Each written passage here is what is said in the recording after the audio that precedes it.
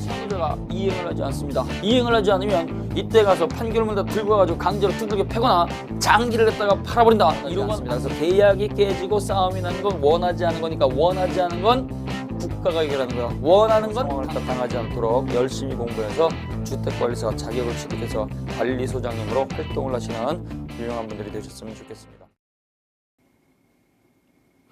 자, 3교시입니다.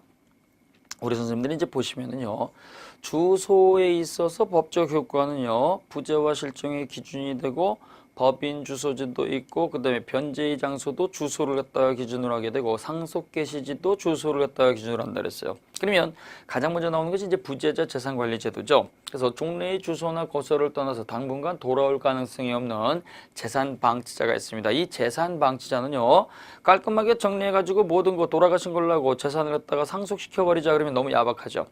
그분이 지금 당장 돌아올 가능성은 없지만 언젠간 돌아오지 않겠습니까? 일단 기다려 줍시다 라고 해서 기다려 주면서 재산을 갖다가 보호해 주는 것이 부재자 재산관리제도입니다. 그래서 이 부재자 재산관리제도는요, 1차적 보호제도죠. 그래서 우리는 1차적으로 재산관리를 해주는 거예요. 그래서 부재자가 있을 때 부재자의 재산을 갖다가 관리해 주는 관리제도가 있습니다. 이 부재자가 그러면 누구냐 이거죠. 민법에서 말하는 부재자라고 하는 것은요, 부재자는 재산 방치자를 말한다 그랬어요. 그래서 재산을 갖다가 관리하지 못하는 재산 방치자를 민법상 부재자라고 얘기합니다. 종래의 주소나 거소를 떠나서 당분간 돌아올 가능성이 없는 사람, 이러한 사람을 갖다가 우리가 부재자라고 하는 거예요. 그러면 이 부재자는요, 일단 우리가 기다려주면서 재산을 갖다 관리해 주는 거니까 생사불명은 그 요건이 아닙니다. 생사불명은 요건이 아니기 때문에 이때는요, 생존을 추정을 해주는 거죠. 생존, 어딘가에 살아있을 거야 라고 하는 생존 추정입니다. 따라서 생존 추정이 되기 때문에 부재자로서 재산을 갖다가 관리해 주기 위해서는 반드시 생사불명이어야 된다 그러면 틀리는 거예요. 생존을 갖다가 추정을 하는 거예요. 따라서 살아있는 것이 명확한 사람이라고 하더라도 돌아올 가능성이 없으면 재산 관리가 가능한 겁니다. 그래서 살아있는 것이 명확한 사람이 있어요. 살아있는 것이 명확한 사람은 누구냐? 바로 납북어부입니다. 그래서 납북어부와 같은 이러한 사람들은요, 북한에 끌려가가지고 텔레비전이라든가 언론 매체를 통해서 확인이 가능한데요. 그렇다고 하더라도 돌아올 가능성이 거의 없다 보니까 재산 관리를 해줄 수 있다는 얘기입니다. 이때 부재자는요, 자연인만이 부재자가 될 수 있는 거죠.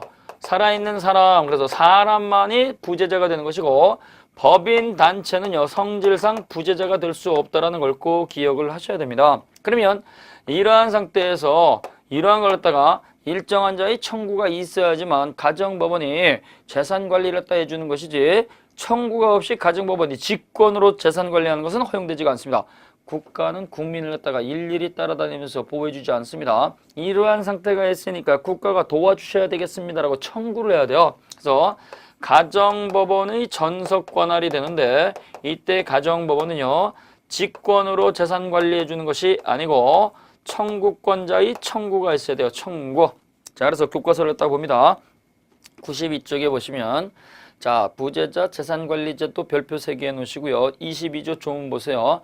자, 1항입니다. 종래의 주소나 거소를 떠난 자가 재산관리인을 정하지 아니한 때 가르쳐 놓으시고, 이게 재산관리인을 정하지 않았다는 얘기죠. 따라서 이러한 경우에는요, 이게 가정법원은 이해관계인이나 검사의 청구에 의해서 재산관리에 필요한 처분을 명하여야 한다. 명하여야 한다 가르쳐 놓으시고, 명할 수 있다 그러면 안 돼요. 재산을 갖다가 방치하고 있으니까 이때는 청구권자의 청구가 있으면 반드시 조치를 해야 된다는 얘기죠. 그래서 명할 수 있다고 안 됩니다. 명하여야 한다. 본인의 부재 중 재산관리인의 권한이 소멸한 때에도 같다. 그래서 본인이 직접 재산관리인을 갖다가 뽑았다고 하더라도 계약기간이 끝났는데 본인이 돌아오지 않으면 역시 이해관계인 검사의 청구에서 반드시 조치를 해야 되는 겁니다. 그 다음에 2항입니다. 본인이 그 이후에 재산관리인을 정했을 때에는 가정법원은 본인이라든가 재산관리인이라든가 이해관계인 또는 검사의 청구에서 재산관리 명령을 취소해야 된다. 이때의 취소는 비소급이죠. 그래서 더 이상 관리하지 마세요라고 하는 거니까 요 선임결정 취소와 같은 거 이러한 취소는 비소급이다. 꼭 기억하셔야 돼요. 자, 설명드렸죠. 부재자는 재산방치자이다. 그래서 자연인만 될 수 있는 것이고 법인은 될 수가 없다. 생사불명은 요건이 아니다.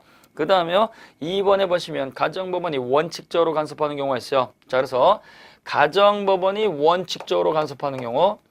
자, 그래서 가정법원이 원칙적으로 반드시 간섭을 하는 경우가 있어요. 이때는 어떤 경우냐?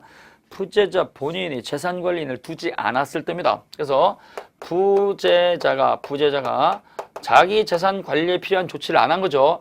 재산 관리인을 선임하지 않은 경우입니다. 선임하지 않은 경우. 갑이라고 하는 재산을 갖고 있는 사람이 재산을 갖다가 종래 주소 거소에다가 만들어 놓고 요때 관리를 했다가 하지 않고 나가버렸다. 그러면 어떻게 돼요? 돌아올 가능성이 없을 때는요. 요때는 가정법원으로 요때 청구를 해야 된다는 얘기예요. 그래서 이해관계인 또는 검사의 청구가 있어야 돼요. 그래서 이때 가정법원이 직권을 하는 게 아니죠. 이해관계인 또는 검사의 청구가 있게 되면 재산 관리에 필요한 조치를 안 했으니까 반드시 뽑아줘야 된다는 얘기예요. 반드시 뽑아주고 요때 뽑은 사람을 갖다가 우리는 가정법원이 선임한 재산관리인이다. 그래서 선임관제인이란 말을 쓰는 거예요. 그래서 가정법원이 반드시 뽑아야 되는 경우는 어떤 경우냐? 선임관제인을 갖다 이렇게 뽑게 되면 요때 부재자가요. 그 재산관리인을 갖다가 선임하지 않고 조치를 취하지 않았을 때죠. 그럼 이제 청구권자는 이해관계인 또는 검사인데요. 이때 이해관계인은 누구를 갖다 말하느냐? 이때 청구권자로서 이해관계인 또는 검사인데 이때 이해관계인은요. 법률상 이해관계인하고 사실상 이해관계인 이렇게 둘로 나눌 수가 있는데요. 우리는 법률상 이해관계인은 법적으로 돈 받을 권리가 있으니까 재산관리 해주세요라고 청구할 수가 있는데요. 사실상 이해관계인은요. 청구권이 없다는 걸 꼭 기억을 하셔야 돼요. 그래서 친구라든가 그 다음에요. 사실혼 배우자와 같은 사람들은요. 재산관리 청구도 못하고 그 다음에 실종선고 청구도 못한다는 거 꼭 기억을 하셔야 돼요. 그럼 이 법적으로 돈 받을 권리가 있는 법률상 이해관계는 누구냐?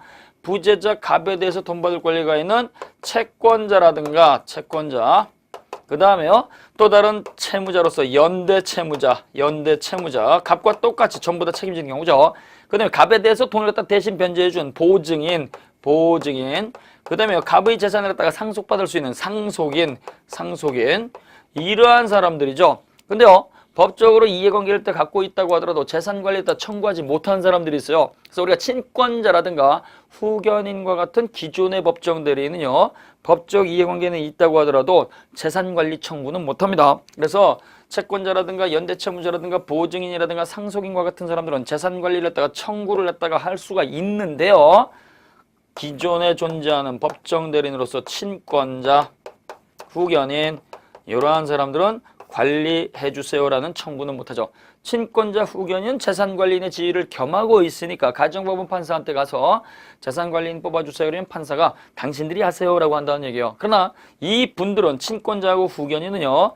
재산관리인 뽑아주세요 청구는 못하지만 실종선고 해주세요라고 하는 청구는 가능하죠. 그래서 이해관계인이 청구할 수도 있고 검사가 청구할 수가 있는데요. 이때 청구가 있으면 무조건 반드시 원칙적으로 간섭하는 것은 관리인을 두지 않았을 때입니다. 자, 그러면 거기 93쪽에 보시면 선임된 재산관리인의 지위 이렇게 나와 있습니다. 자, 그래서 선임된 재산관리인을 갖다가 우리는 법정대리인 이렇게 불러요. 그래서 일종의 법정대리인으로서 포괄적 권한을 갖는 거죠.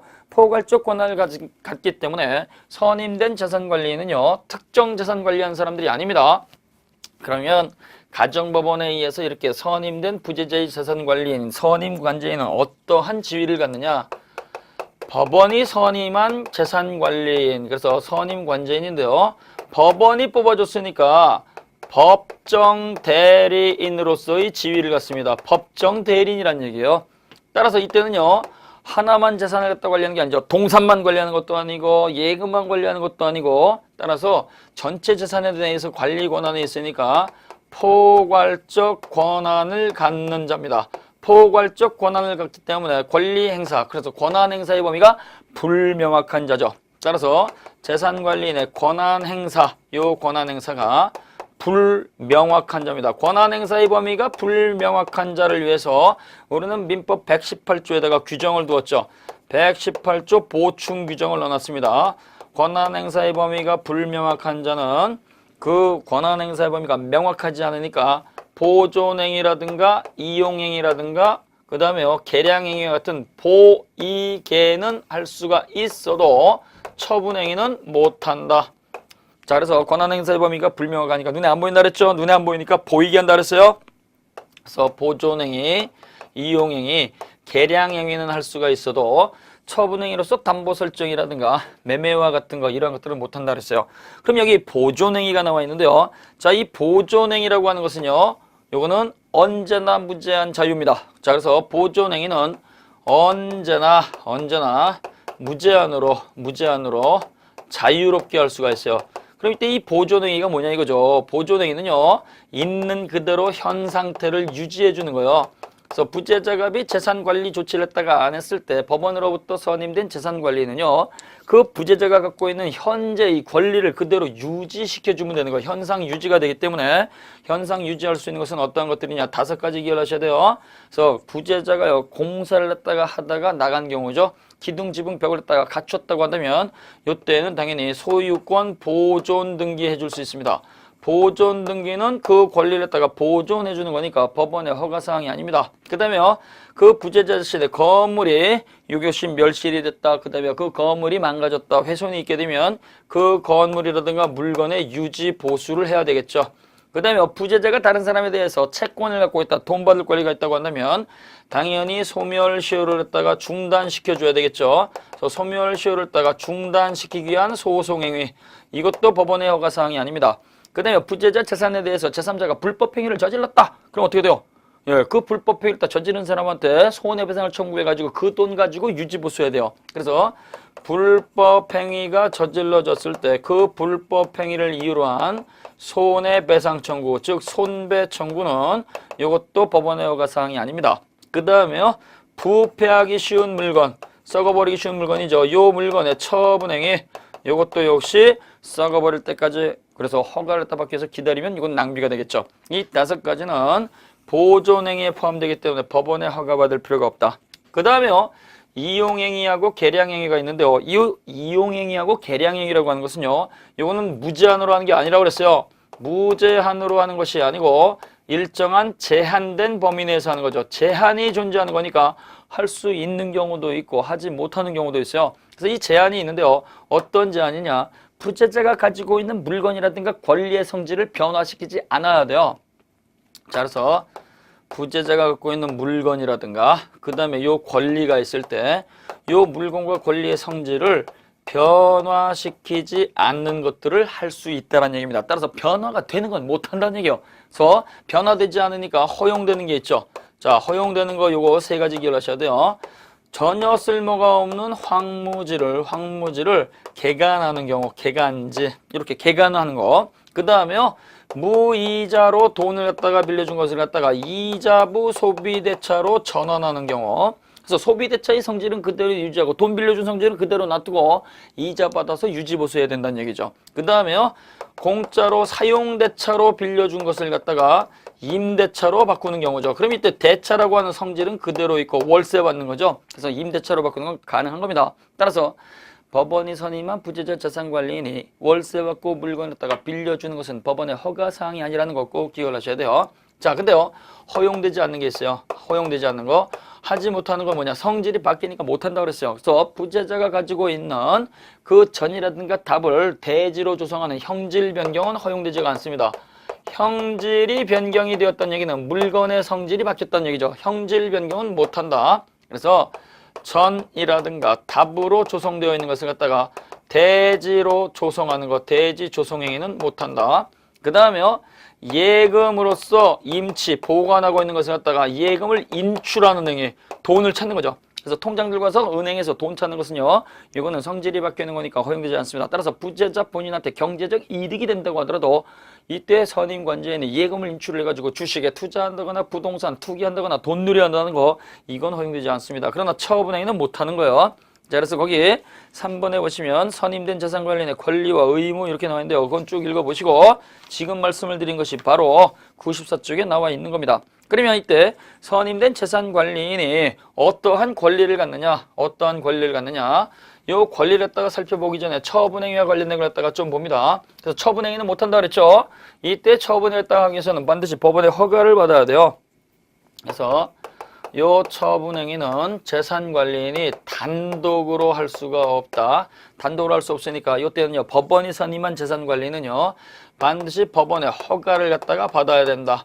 허가를 받아야 되는데 이때 허가를 갖다가 받지 않고 허가받지 않고 이렇게 처분을 갖다가 멋대로 하게 되면 요 처분행위는 요거는 무효가 된다. 무효 꼭 기억을 하셔야 돼요. 그럼 이때 처분을 갖다가 하기 위해서는 법원의 허가를 받아야 되는데요. 이때 허가는요 사전 허가가 될 수도 있고 사후 허가가 될 수도 있습니다. 시간적 여유가 있으면 미리 허가 받아서 할 수가 있겠죠. 그 다음에요 시간적 여유가 없으면요 뒤늦게 처분을 하고 나서 뒤늦게 허가 받는 것도 상관이 없습니다. 근데요 사전 허가를 딱 받아가지고 부재자 본인을 위해서 지출이 돼버리면 그때는 유효가 확정이 되는데요. 사후 허가를 딱 받게 되면 이거는 무효인 처분행위를 갖다가 뒤늦게 추인하는 것으로 추인의 성질을 갖습니다. 그래서 부재자 재산관리인이 법원에 의해서 선임이 됐을 때 처분행위에 대해서 허가를 받는 것은 사전 허가를 갖다가 원칙으로 하기 때문에 사후 허가는 허용되지 않는다. 그러면 안 돼요. 시간적 여유가 없으면 그때는 저질러 놓고 볼 수 있다는 얘기예요. 그래서 사후 허가도 가능하다. 그러면 이때 여기서 중요한 지문이 나옵니다. 허가받은 처분행위는 언제나 유효이냐 이거죠. 그래서 재산관리인이 법원으로부터 허가받은 처분행위는 언제나 유효이다. 이렇게 나오면 이 지문은 틀린 지문입니다. 자, 예를 들어서 갑이라고 하는 부재자가 재산을 관리하지 못하고 방치당하고 있는데요. 이때 가정법원에 이해관계인 또는 검사의 청구가 들어왔어요. 법적으로 돈 받을 권리가 있는 사람들인데 부재자가 재산을 관리하지 못하니까 뽑아주세요. 뽑아줬습니다. 법원이 뽑아줬으니까 본인이 뽑은 게 아니죠. 그러니까 법정대리인이요. 이때 법정대리인 이 사람이 와서 보니까 원금과 이자가 너무 많아서 채무가 늘어나는 거예요. 그러니까 시간적 여유가 없으니까 허가를 받지 않고 이걸 병이라고 하는 제3자한테 매매를 해버렸어요. 매매를 해가지고 등기를 갖다 넘겨주고 돈 받았습니다. 돈 받아가지고 이걸 갖다가 부재자한테 지출이 됐어요. 그러면 이건 뭐가 되는 거예요? 매매를 갖다가 했지만 허가받지 않은 거니까 이건 지금 현재는 무효요. 이랬을 때는요. 시간적 여유가 없어서 이렇게 저질러 놓고 뒤늦게 허가받겠습니다. 뒤늦게 허가를 받으면 요거는 처음부터 유효가 확정이 되죠. 그래서 이렇게 사후 허가 받을 수가 있어요. 근데요. 이때 허가를 미리 받았습니다. 허가를 갖다가 미리 받아가지고 요걸 매매를 했다가 하고 돈 받았어요. 근데 부재자 본인을 위해서 지출하지 않고 재산관리인 개인 채무를 갖다가 변제를 하거나 다른 사람한테 돈을 갖다가 빌려줬다고 한다면 이때는 부재자 본인을 위해서 지출한 게 아니죠. 따라서 허가받은 처분행위는 언제나 유효가 되는 게 아니고 허가받은 처분행위라고 하더라도 부재자 본인을 위해서 지출이 이루어졌을 때만 유효가 확정된다는 거 꼭 기억을 하셔야 됩니다. 그러면 이러한 경우에 허가받은 처분행위가 있다고 하더라도 부재자 본인을 위해서 지출하지 않으면 요 행위는 무효가 되는 거예요. 무효가 돼버리면 요 제3자가 가져간 요 소유권은 효력이 없죠. 효력이 없으면 이때 법원 너 때문에 믿었으니까 네가 책임져. 표현대리 주장할 수 있다 그랬어요? 없다 그랬어요? 표현대리 주장 못합니다. 표현대리는 본인이 잘못했을 때 주장하는 게 표현대리이기 때문에 법원은 본인이 아니죠. 따라서 이때 법원 허가를 믿고 거래를 했는데 재산관리인이 중간에서 횡령을 해서 무효가 됐다고 했을 때는 협의의 무권대리가 되는 것이지 표현대리는 성립할 여지가 없어요. 자, 그 다음에요. 이렇게 선임된 부재자의 재산관리인, 즉 법원이 뽑아준 재산관리인은 어떠한 권리를 갖느냐? 권리는 돈이에요. 그래서 법원이 선임한 부재자의 재산관리인은요. 내가 그 필요비를 냈다가 지출을 했어요. 그래서 현상 유지를 하다 보니까 내 돈을 썼으니까 내 돈 내놔. 그래서 필요비 지출에 대한 원금과 이자를 청구할 수가 있고요. 내가 공짜로 하는 것은 아니고 월급을 받아야 되겠습니다. 그래서 부재자 재산으로부터 보수를 청구할 수가 있고요. 그 다음에 재산 관리했다가 하다가 잘못 없이 받은, 즉 과실 없이 받은 손해배상을 청구할 수가 있습니다. 그래서 권리라고 하는 것은요. 돈 받을 권리가 있다는 얘기예요. 그래서 월급 보수 청구권, 그 다음에 필요비 원금 이자 청구권, 그 다음에 과실 없이 받은 손해배상 청구권, 권리를 갖다가 주장할 수가 있고요. 자, 이러한 경우에 부재자 재산관리인을 법원이 뽑아줬을 때 요 의무죠. 요 의무는 다른 사람 타인 재산을 갖다 관리하는 거니까 자기 재산과 동일한 주의가 아니고 선량한 관리자의 주의로서 선관주의가 적용이 됩니다. 선관주의는요. 자기 재산을 관리하는 것이 아니고 타인 재산을 관리하는 거예요. 타인 재산. 그래서 부재자 재산관리는요. 법원이 뽑아줬던 부재자가 계약을 통해서 뽑았던 간에 전부 다 선관주의가 적용이 되죠. 임차인도 선관주의, 유치권자도 선관주의, 그 다음에요. 후견인도 선관주의. 그러나 우리가요. 친권자라든가 무상임치에 있어서는요, 이때 무상수치인과 같은 사람들은, 이러한 사람들은 자기 재산과 동일한 주의가 적용된다는 거, 교과서에 있는 거 꼭 정리해 놓으셔야 됩니다. 자, 그러면 이때 선관주의가 적용이 되고, 부재자 재산관리인을 법원이 뽑았다고 하더라도 본인이 뽑은 것과 비슷한 거니까 위임계약 규정을 준용합니다. 그래서 문제가 생겼을 때는 어떤 법을 쓰느냐, 위임계약 규정을 갖다가 준용을 하고요. 이러한 경우에 법원이 선임한 부재자 재산관리는요, 재산목록 작성 의무가 있습니다. 재산목록. 그래서 재산목록 작성 의무가 있는데요, 체크리스트 만드는 거죠. 갑이라고 하는 사람이 부동산이 얼마가 있고, 동산이 얼마가 있고, 채권이 얼마가 있고, 채무가 얼마가 있고, 그래서 재산목록 작성 의무가 있습니다. 자, 근데 여기서 주의할게요. 이러한 재산목록 작성 의무, 체크리스트를 갖다가 만드는 것은 어디까지나 법원이 뽑은 선임관제인일 때 재산목록 작성 의무가 있는 것이지, 부재자가 직접 뽑은 위임관제인일 때는 재산목록 작성 의무가 없어요. 본인이 뽑았을 때는 본인이 시킨 것만 하는 거니까 본인이 시킨 것 말고 딴 걸 갖다가 뒷조사를 하게 되면 본인이 싫어합니다. 따라서 선임관제인만 재산목록 작성 의무가 있는 것이고요. 부재자 본인이 직접 계약을 통해서 뽑은 사람은 재산목록 작성 의무가 없습니다. 또 선임관제인은요, 담보 제공하게 할 의무가 있느냐, 담보 제공 의무죠. 자, 여기서도 주의할게요. 담보 제공 의무라고 하는 것은요, 법적 강요 의무가 아닙니다. 그래서 선임관제인에 대해서는 법원이 반드시 일정한 담보를 제공하게 하여야 한다. 그럼 틀려요. 담보를 제공하게 할 수 있다. 그래서 그 문제, 그 재산관리에다가 봤을 때 문제가 생기게 되면 그 문제가 커질 염려가 있을 때에는 담보 제공 의무를 갖다가 요구할 수 있어요. 근데 이 담보 제공 의무는 반드시 제공하는 게 아니고 필요에 따라서 할 수도 있고 안 할 수 있는 거죠. 그래서 선임관제인은 부재자 재산관리에 대해서 반드시 일정한 담보를 제공하여야 한다 그러면 틀려요. 할 수도 있고 안 할 수도 있다. 꼭 기억하셔야 됩니다. 자, 그래서 거기 관리와 의무를 갖다가 읽어보시면 되겠고요. 그 다음에 박스에 선관주의 의무하고 자기재산과 동일한 주의 의무, 요거 꼭 읽어놓으라고 그랬는데요. 선관주의는 타인 재산을 갖다 관리하는 거예요. 자기 재산을 갖다 관리했을 때는 선관주의 적용하지 않습니다. 내 것일 때는 까짓거 조금 손해보고 말자, 이런 마음을 갖다 먹을 수 있는데요. 타인 재산을 갖다 관리했을 때는 까짓거 조금 손해보고 말자, 이런 마음은 먹을 수가 없습니다. 자, 그래서 선관주의는 법인의 이사라든가 감사라든가, 그 다음에 지금 보신 것처럼 부재자 재산관리인이라든가, 그 다음에 임대인으로부터 빌려서는 임차인이라든가, 그 다음에 타인의 물건을 갖다가 수리한 유치권자라든가, 그 다음에 후견인과 같은 사람들은 선관주의가 적용이 되고, 친권자라든가 무상임치에 있어서의 무상수치인 요 두 사람은 자기 재산과 동일한 주의가 적용이 되는 겁니다. 그럼 자, 이 법원이 뽑은 이러한 재산관리인은 언제 관리 권한이 종료가 되느냐, 여기 굉장히 중요한 게 나오는데요. 부재자 재산관리인을 법원이 뽑아줬는데요. 그 부재자 본인의 자연적 사망이 입증이 됐거나, 그 다음에요, 또 실종기간이 만료가 됐거나 실종 선고가 있었다고 하더라도 그것만 가지고 그 즉시 권한은 소멸하지 않습니다. 그래서 재산관리인을 뽑았습니다. 뽑고 나서 한 달 있다가 그 부재자가 사망했다는 사실이 입증이 됐습니다.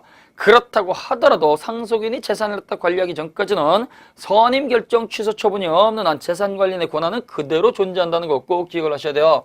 자, 그래서 갑이라고 하는 부재자가 있습니다. 이때 가정법원이 청구권자의 청구를 받아서 을이라고 하는 사람을 갖다가 재산관리인으로 선임을 했어요. 가정법원이 청구권자의 청구를 받아가지고 3월 10일 날 재산관리인으로서 이렇게 선임이 됐습니다. 선임이 됐는데요.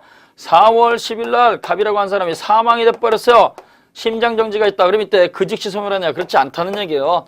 법원이 관리 권한을 줬으니까 법원이 더 이상 관리하지 마세요라고 하는 선임결정 취소 처분이 있기 전까지는 여전히 관리 권한이 있다는 얘기예요. 해가지고 요때 법원으로부터 허가를 받았습니다. 허가해 주세요 라고 해서 허가를 받고 요 매매를 통해서 갑이라고 하는 사람의 재산을 갖다가 병에게 팔았습니다. 요 재산을 갖다가 팔아가지고 받은 돈을 가지고 부재자 요 채무 변제에 지출을 했어요. 허가받은 처분행위를 위해서, 자, 허가받은 처분행위를 통해서 부재자 본인을 위해서 지출까지 됐죠. 두 가지 요건을 갖췄으니까 이건 유효입니다. 근데 요때 요 사망이 됐을 때는요, 상속이 개시가 되죠. 이 재산을 갖다가 B라든가 C라든가 D라든가 이런 상속인들이 상속을 받았어요. 그랬더니 상속인들이 들고 일어난 거죠. 심장이 멎었을 때 그 재산은 우리한테 상속이 됐는데 우리 걸 갖다가 법원이 멋대로 처분했으니까 이 처분행위 무효입니다라고 물건 되돌려줘라고 소송을 제기한 거예요. 그럼 이때 요 소송행위는 우리가 받아들일 수 있냐? 받아들일 수가 없습니다. 그래서 우리 판례가요. 재산관리인 선임결정 취소 전에 법원의 허가를 받아서 유효한 처분행위가 이루어졌고 이 처분행위의 효력은 상속인에게도 당연히 영향을 미친다. 상속인에게 손해가 없다라는 얘기예요.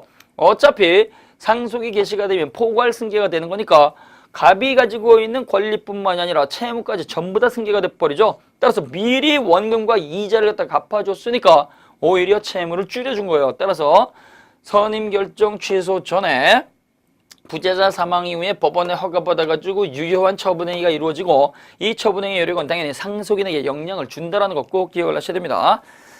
자, 그래서 여기에 보시게 되면 관리의 종류는요. 1번에 보시면 국가에 의한 재산관리가 필요 없게 됐을 때 더 이상 관리하지 않습니다. 자, 그래서 부재자가 나중에 스스로 재산관리에다가 두었을 때는 국가가 간섭할 이유가 없고 그 다음에 부재자의 사망이 확실하거나 실종 선고가 있었을 때 요때는 그 즉시 소멸하는 게 아닙니다. 이것을 이유로 해가지고 더 이상 관리하지 않겠습니다. 선임결정 취소 처분이 있어야 돼요. 즉시 소멸하는 게 아닙니다. 그 다음에요. 본인이 스스로 재산관리를 하게 되면 역시 국가가 간섭할 이유가 없겠죠. 자, 그러면 이때 3번에 보시면 부재자 재산관리인 선임결정 취소의 효력이 이렇게 나와 있죠. 더 이상 관리하지 마세요 라고 하는 거니까 그 효력은 비소급입니다. 꼭 기억을 하셔요. 자, 그 다음에 판례가 나와 있습니다. 판례 아주 중요하죠. 눈으로 확인합니다. 1번 법원이 선임한 부재자 재산관리인의 관리 행위 괄호쳐 넣으시고 부재자를 위해서 그 재산을 보존, 이용, 개량하는 데 그치는 것이다. 보이개 괄호쳐 넣으시고 처분행위 안 들어가 있죠. 그러면 이때 법원의 허가를 얻어서 처분을 했다가 하게 되면 이 처분행위는요. 허가받았다고 해서 무조건 유효가 되는 것이 아니고 부재자 본인을 위한 그 범위에 한정이 된다. 그래서 허가받은 처분행위라고 하더라도 부재자를 위해서 지출이 됐을 때 유효가 확정되는 것이다. 그 다음 2번입니다. 부재자 재산관리인이 부재자 재산을 매각하려면 매각 동그라미 넣으시고 이거 뭐 매매죠. 매매는 처분이죠. 따라서 법원의 허가를 받아야 되는 것이고 이때 법원이 허가를 함에 있어서는 그 매매 방법, 매각 방법에 관해서 제한이 없었을 때에는 이때는 재산관리인이 자유롭게 매매할 수 있습니다. 보통 이제 경매를 통해서 할 수가 있는데요. 이때는 경매를 통해서 해야 된다 이런 방법을 갖다가 규정하지 않으면 자유롭게 임의 매각도 할 수가 있습니다.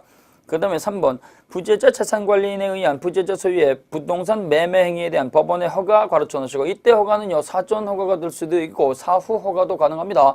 허가받지 않은 처분행위는 무효인 처분행위입니다. 무효인 처분행위니까 뒤늦게 허가를 받으면 추인으로서의 성질을 갖는다는 거 같이 기억하시면 되겠습니다. 그 다음에 95쪽에 보시면 자 4번입니다. 부재자 재산관리인으로서 권한 초과행위의 허가를 받고 허가받은 거죠. 그 선임결정 취소되기 전에 위 권한에 의해서 이루어진 행위는 실종기간 만료 후에 이루어졌거나 그 다음에 사망 이후에 이루어졌거나 그 다음에 실종 선고 이후에 이루어졌다고 하더라도 허가받은 처분행위의 유효가 확정이 되기 때문에 상속인에게 영향을 미칩니다. 그대로 유효입니다. 그 다음에 5번 가정법원이 선임한 부재자 재산관리인에 대한 보수 월급은 국가 국민 세금 가지고 지급하는 게 아니고 부재자 재산 가지고 지급하게 할 수가 있고 그 다음에 6번 법원이 선임한 부재자의 재산관리인은 그 부재자 본인의 사망이라든가 실종기간 만료라든가 실종 선고 이러한 것들이 있다고 하더라도 그 즉시 권한은 소멸하지 않습니다. 여전히 그 재산관리 권한이 있다는 얘기예요. 그러나 여기서 예외가 하나 있죠. 그래서 부재자 본인이 사망이 돼버리면 관리인의 권한은 그대로 진행이 될 수 있고 관리인의 권한을 행사할 수가 있는데요. 소송의 경우는 다르다 그랬어요. 그래서 부재자 재산관리인이 소송을 하고 있는데 부재자 본인의 사망이 있게 되면 소송은 그 즉시 중단이 되고 상속인들한테 소송을 넘겨줘야 됩니다. 그래서 다른 것들은 그대로 권한을 갖다 행사할 수 있는데요. 소송만큼은 그대로 중단이 되고 넘겨줘야 된다. 그 다음에요. 거기에 7번에 보시게 되면 가정법원이 임의대리인을 부재자 가의 재산관리로 유임하는 처분을 내린 경우 가르쳐 놓으시고 자 본인이 직접 재산관리인을 뽑았습니다. 본인이 뽑았으니까 이건 법정대리인이 아니죠. 이때 본인이 재산관리인에다가 뽑아서 처분 권한까지 다 줬어요. 그래서 처분도 할 수 있다. 매매도 할 수가 있고 저당권 설정도 할 수가 있고 이 권한을 다 줬어요. 근데요. 이 재산관리인이 재산을 관리하고 있는데요. 부재자 본인이 생사불명으로 바뀌어버렸습니다. 생사불명으로 바뀌어가지고 이해관계 또는 검사의 청구에서 가정법원이 그 재산관리인을 바꿔줄 수도 있고 그대로 유임시킬 수도 있어요. 이때 유임시켜버리게 되면은 그 재산관리인의 지위를 법원이 새롭게 부여한 것이기 때문에 그 이전에 처분 권한이 있다고 하더라도 유임 결정 이후에 처분하기 위해서는 반드시 법원의 허가를 받아야 된다는 거 꼭 기억을 하셔야 됩니다. 요 1번부터 7번까지의 판례 잘 기억을 하셔야 돼요. 자, 근데요. 부재자 재산관리인에 대해서 법원이 매매를 해도 좋다라고 이 매매 처분 허가를 갖다 내렸는데요. 이 매매를 갖다가 허가를 받아놓고 매매를 하지 않고 매매 허가 받은 상태에서 다시 저당권 설정하는 것은요. 매매에 포함되는 거니까 저당권 설정에는 새롭게 허가받을 필요가 없습니다. 그러나 처음부터 저당권 설정할 때는 허가받아야 돼요. 같이 기억해 놓으시고. 자, 그 다음에 3번에 보시면 법원이 예외적으로 간섭하는 경우가 있습니다. 법원이 예외적으로 간섭한다는 얘기는요. 법원이 원칙적으로 간섭을 안 하는 거죠. 자, 그래서 가정법원이 반드시 원칙적으로 재산관리 간섭하는 경우는요. 재산관리인을 두지 않았을 때요. 그래서 부재자가 스스로 재산관리인을 두지 않았을 때에는 법원은 이해관계인 검사의 청구에서 반드시 조치를 명해야 됩니다. 근데요. 법원이 원칙적으로 간섭하지 않습니다. 그래서 가정법원이 원칙적으로는 재산관리 간섭을 안 해요. 간섭을 안 하고 예외적으로 간섭하는 경우가 있어요. 예외적으로 간섭하는 경우. 자, 원칙적으로 간섭하지 않는다는 얘기는요. 부재자가 스스로 필요한 조치를 전부 다 했을 경우죠. 그래서 간섭하지 않는 것은 부재자 본인이 그 필요한 조치를 전부 다 했을 때입니다. 쉽게 얘기하게 되면 부재자 본인이 재산관리인을 두었을 때란 얘기예요. 그럼 이때 예외적으로 간섭하는 것은 어떠한 경우냐? 그 관리 기간이 끝난데도 불구하고 부재자가 돌아오지 않아서 재산관리인의 권한이 소멸한 경우입니다. 1년 동안 관리해줘. 알았어요. 1년 동안 관리할게. 그럼 1년 지나면 부재자가 와야 되는데요. 그 부재자가 오지 않게 되면 그 기간이 경과했으니까 재산관리인의 권한이 소멸한 때요. 그래서 재산관리인의 요 권한이 소멸이 되었을 때, 권한 소멸 시. 그 다음에요. 그 계약 기간이 끝나지 않았는데도 불구하고 재산관리 도중에 부재자 본인이 생사불명으로 바뀌었을 때. 그래서 부재자 본인이 생사불명으로 바뀌었을 때. 요때는 어떻게 돼요? 권한이 소멸이 됐을 때는 재산관리인이 없는 거니까 반드시 그 조치를 명해야 돼요. 반드시. 근데 이때 생사불명으로 바뀌었다고 하더라도 이때는 재산관리인이 있죠. 그러니까 이때는요. 이해관계인 검사의 청구에서 그놈이 돈을 갖다가 빼먹을 수 있으니까 도와주세요라고 했을 때는요. 이때는 개임도 할 수가 있고 유임도 할 수가 있어요. 개임이 됐든 즉 바꿔줬든 간에 아니면 그대로 계속해 이렇게 유임 결정을 했다 했든 간에 전부 다 법정 대리인으로 바뀌어버리는 거죠. 그래서 선생님들이 이렇게 예외적으로 간섭하는 경우도 있다. 자, 그래서 우리 선생님들이 부재자가 조치를 했을 때는 가정법원은 원칙적으로 간섭하지 않고 계약 기간이 끝났는데 되돌아오지 않아서 재산관리인의 권한이 소멸이 됐거나 아니면 생사불명이 있었을 때 이해관계인 또는 검사의 청구에서 개임 또는 유임할 수 있다. 이렇게 정리하시면 되는 겁니다. 자, 그 다음에요. 이렇게 기다려주다 보니까 그 부재자 이 사람이 생사불명으로 바뀌어가지고 도대체 돌아올 기약이 없더라. 그러면 그때는 어떻게 돼요? 눈물을 머금고 2차적으로 실종 선고를 하게 되죠. 자, 그래서 2차적 제도가 있습니다. 2차적 제도. 1차적으로 재산을 갖다가 보호해주고요. 2차적으로는 더 이상 기다릴 수가 없으니까 돌아가신 걸로 하겠습니다. 라고 하는 2차적 제도로서 실종 선고가 있습니다. 실종 선고. 자, 그래서 실종 선고 우리가 기억을 하시는데요. 이 실종 선고는요. 시신이 발견되지 않은 상태에서 일정한 요건을 갖춰서 돌아가신 걸로 사망 간주시켜주는 제도죠. 그래서 이 실종 선고가 되기 위해서는 엄격한 요건을 갖춰야 됩니다. 자, 그래서 실종 선고는 그분의 시신이 발견되지 않은 상태에서 돌아가신 걸로 사망 간주하기 때문에 실종 선고의 요건을 갖춰야 돼요. 실종 선고의 요건은요.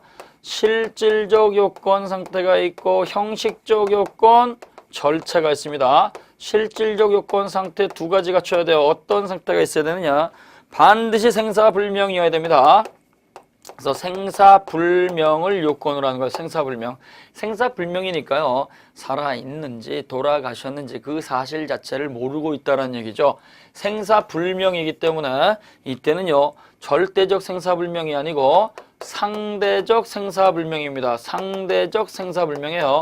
이 말은 청구권자하고 가정법원의 판사만 모르면 되는 것이지 대한민국에 있는 모든 국민이 그분에 대해서 생사불명을 갖다가 반드시 생사불명해야 되는 것은 아니란 얘기죠. 그래서 이때 살아계신지 돌아가신지 그 자체를 몰라야 되고 이러한 생사불명의 상태, 요 법이 정한 법정 기간이 중단 정지가 없이 기간에 계속 경고가 있어야 됩니다. 그래서 법이 정한 요 기간이 중단 정지가 없이 기간에 계속 경과가 있어야 돼요.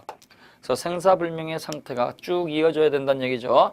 이때 법이 정한 요 기간이라고 하는 건 두 가지가 있죠. 그래서 우리가 실종이라고 하는 거, 실종 선고에 있어서는요. 일반 보통 실종이 있습니다. 보통 실종. 요 보통 실종이라고 하는 건요. 최후 소식이 있던 때로부터 최후 소식 시로부터 5년이 경과해야 돼요. 5년 일주 월년으로 하는 거니까 초일 불산입이죠.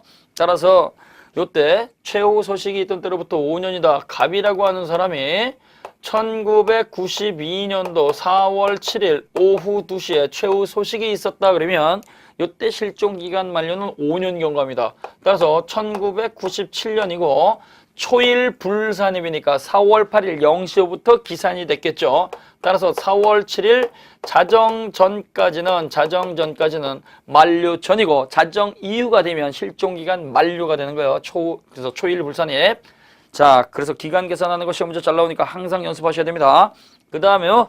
특별실종이라고 하는 게 있어요. 특별실종.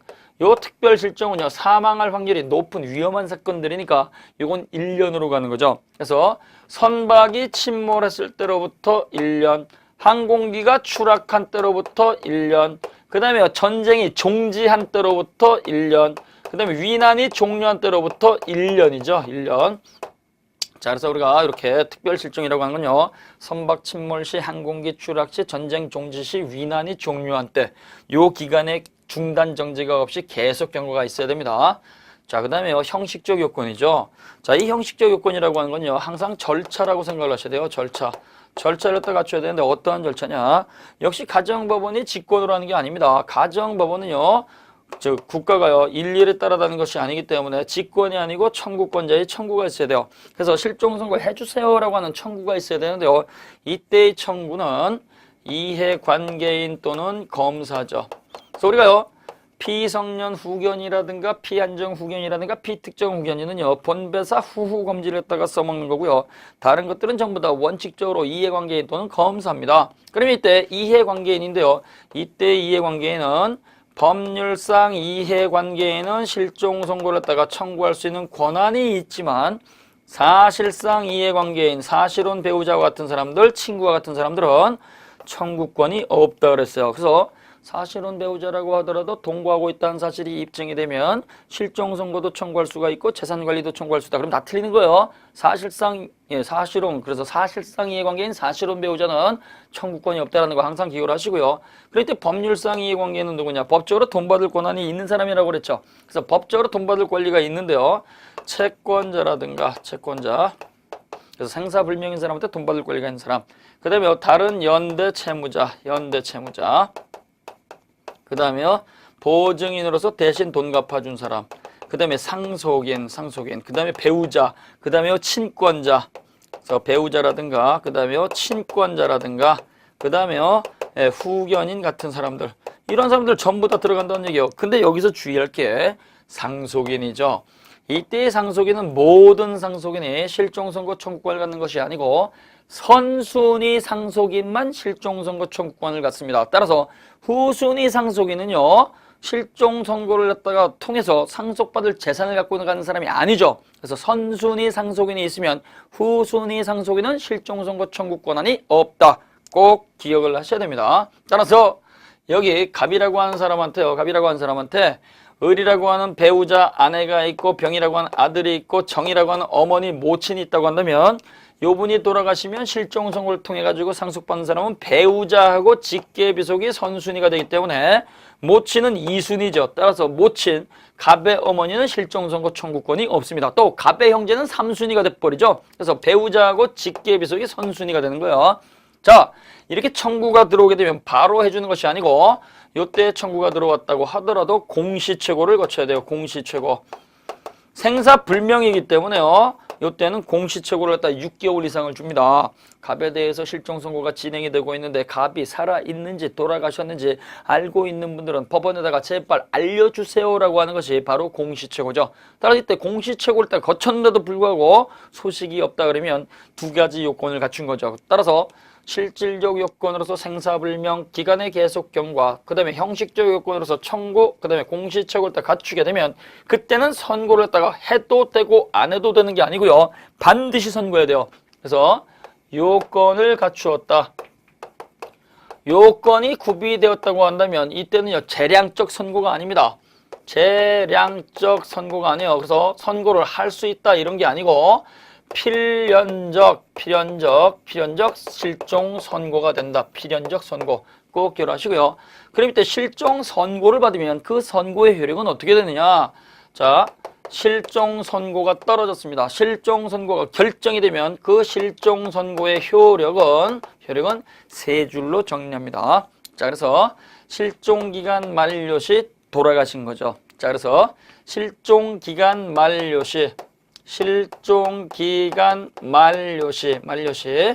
어디를 중심으로 하느냐? 종래 주소나 거소를 중심으로 하는 거죠. 그래서 종전의 주소지를 중심으로 해서 사망 간주가 되는 거예요. 사망 간주.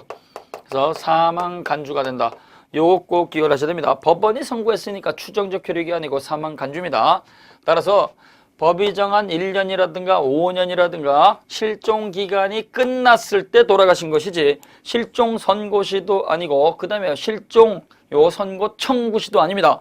법이 정한 기간이 끝났을 때입니다. 따라서 실종 선고 시에 돌아가신 것도 아니고 실종 선고 해주세요라고 청구했을 때 돌아가신 것도 아니란 얘기예요. 그러면 어디를 중심으로 하냐? 종래 주소지를 중심으로 하기 때문에 서울에서 실종 선고 받았는데 부산에서 기억상실증 걸려가지고 살아있다 그러면 부산에는 그 영향을 미치지 않는다는 얘기예요. 그래서 이때 종래 주소지를 갖다가 중심으로 하기 때문에 타 지역에는 실종 선고의 효력이 영향을 미치지 않습니다. 따라서 지금 말씀을 드렸던 것처럼 서울에서는 실종 선고 받았는데 부산에서는 다른 사람으로서 기억상실증 걸려서 살아있다고 한다면 심장이 뛰고 있으니까 권리 능력은 여전히 존재하는 거죠. 따라서 타 지역에는 영향을 미치지 않고 실종 선고를 받았다고 하더라도 살아있는 이상 권리 능력은 인정이 되는 것이고 따라서 실종 선고는 권리 능력 자체를 박탈시키는 제도가 아니라는 거예요. 그러면 이때 사망간주인데요. 요 사망간주는요. 모든 사망간주죠. 절대적 사망간주입니다. 그래서 절대적 사망간주 이 말은요. 대한민국에 있는 모든 사람에 대해서 돌아가신 걸로 인정된다는 얘기예요. 상대적 사망간주가 아니에요. 생사불명은 법원에 판사하고 청구권자에 대해서만 인정이 되면 되는 거고요. 이때 사망간주는요. 실종 선고 받으면요. 주소지에서 효력은 있지만 대한민국의 모든 사람한테 대해서는 그분 돌아가신 거야. 그래서 절대적 사망간주가 되는 겁니다. 절대적 사망간주가 되는 것이고요. 이때 절대적 사망간주의 효력은 모든 법률 관계에 영향을 미치는 것이 아니고 사법관계, 민법에만 적용이 되는 거예요. 따라서 사법관계에만 적용이 되기 때문에 공법에는 실종선고의 효력이 미치지 않습니다. 따라서 형법, 실종선고 적용받지 않습니다. 실종선고 받은 사람을 갖다가 붙들고 보니까 범죄자입니다. 그럼 이때는 어떻게 돼요? 돌아가신 사람이니까 풀어줄게 이러면 안 된다는 얘기예요. 그래서 사법관계에서 민법에만 영향을 주기 때문에 재산은 상속이 되죠. 재산은 상속이 된다. 실종 선고 받으면 재산이 상속이 되는데 언제 상속이 되느냐? 실종기간 만료시입니다. 실종기간 만료시. 따라서 상속인으로 등기가 됐을 때 소유권 변동이 된다 그러면 안 돼요. 실종기간 만료시 재산이 상속이 되고 그 다음에 배우자 관계 혼인이 해소가 되죠. 혼인이 해소가 된다. 그 다음에요. 조건 없는 유언을 하게 되면 요 유언의 효력이 발생이 되는 거죠. 그래서 갑에 대해서 실종 선고가 내려지면 이때는 기간 만료 시 재산이 상속이 되고 그 다음에 기간이 만료가 됐을 때 배우자 관계 혼인이 해소가 되고 그 다음에 유언의 효력이 발생이 됩니다. 자, 그래서 실종 선고를 받으면 실종 기간 만료 시 종래 주소지를 중심으로 사망 간주가 된다. 자, 근데요. 갑이 살아 돌아왔어요. 그래서 실종 선고를 딱 받은 사람이 이렇게 살아서 돌아와가지고 두 눈 뜨고 살아서 돌아오게 되면 그때는 실종 선고가 취소가 되느냐? 절대로 취소되지 않습니다. 선고 요 효력은 취소되지를 않습니다. 살아서 돌아오게 되면 그 실종 선고의 효력은 그대로 유지가 되기 때문에 혼인도 해소가 된 것이고 상속도 그대로 유지가 되고 그 다음에 유언도 그대로 놔둔다는 얘기요. 따라서 이때는요. 살아 돌아왔다고 해가지고 실종 선고가 번복되는 것은 아닙니다. 번복되는 건 아니에요. 따라서 실종 선고 효력이 뒤집어지기 위해서는요. 반드시 선고 취소가 있어야 돼요. 실종 선고 취소가 되어야지만 실종 선고가 번복이 되는 겁니다. 따라서 실종 선고가 취소가 되기 위해서는 선고 취소의 요건을 갖춰야 돼요.